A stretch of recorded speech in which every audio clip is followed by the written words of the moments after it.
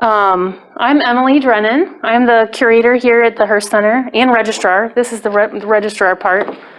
I'm going to show you this piece here. It's a tapestry. It's wool. It's by Ruth Hardinger.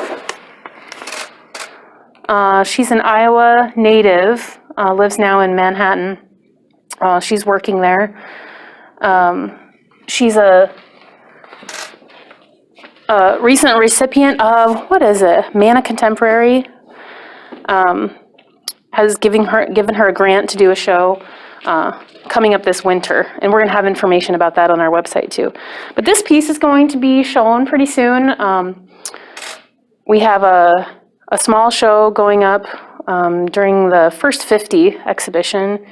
So I'm going to show this piece. It was made when she was down in Mexico. She worked with a family, Herman Vasquez, who was a master weaver. And she came up with this drawing while she was working down there. And it talks about the history of the culture of Oaxaca. You can go from ancient to getting closer to the present. And then this image here is, well, this was created right after 9/11. And she was thinking about what was going on in the world and showing the history of that. And these are tile patterns and some symbolism from culture. Do we know how long it took her to make? I don't know. I know that she lived with the family. She was there on as part of a Fulbright scholarship, a Fulbright trip. She lived with the family. She stayed with them for quite a while. I guess I'm not sure how long. Okay, Emily, who is this person? What is this? This is Man with Upraised Arms by Ralph Haskell. This came to us from his wife, Mary Haskell Hansen. She gave us many of his pieces over the years, and we're super grateful. We have always really, really loved this piece. What happened to it? We used it to greet people into the building for a long time, and unfortunately one day there was a really excited child that accidentally knocked him over. So he got broken here, got crushed on his chest a little bit.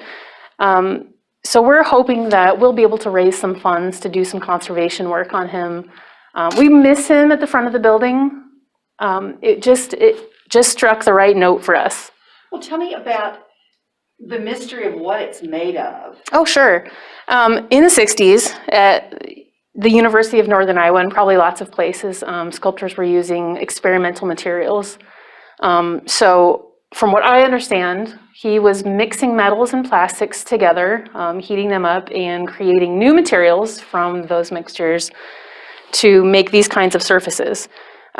We don't know for sure what it's made of. We know that there's some paint. We know that there's some resins and things like that, but we're not totally sure, and we can't recreate it. So it's going to have to go and take a little trip to a conservation place. And it doesn't weigh very much, does it? It doesn't weigh very much. Yeah, it's hollow. It looks like it's solid bronze or something, but it's not. It's very lightweight, except for his little base there. Tell me about this piece. I love this piece. This has been at the Hearst Center since 1990, whenever Ferner gave it to us. I think it was 1990. This is a depiction of Atalaya Hill. It's the place where Marjorie lived when she was in New Mexico, in the Mexico area. She painted this, I think it's 42. But when we discovered, we were having it reframed, and we discovered that it was in what the conservators called an acid sandwich. There were a backing board and a mat board, and it was all adhered. It was all stuck together, and there were miles of tape and just horrible materials. So it just got some conservation work done. It took us a long time to do it because we had to raise some funds. How much did it cost? It was about $5,000. How long did it take them? I think it was up in Minneapolis for quite a while, but for them to actually do the work was just a few months. But it matters because we're sort of the repository for Marjorie Nuhn's work in the world. She's a Cedar Falls person, she's a Cedar Falls artist, and though her work was shown nationally, she showed a lot in New Mexico, she also showed her work in New York. It really matters the most to the citizens of Cedar Falls. She's our person. So she used to show her work in Cedar Falls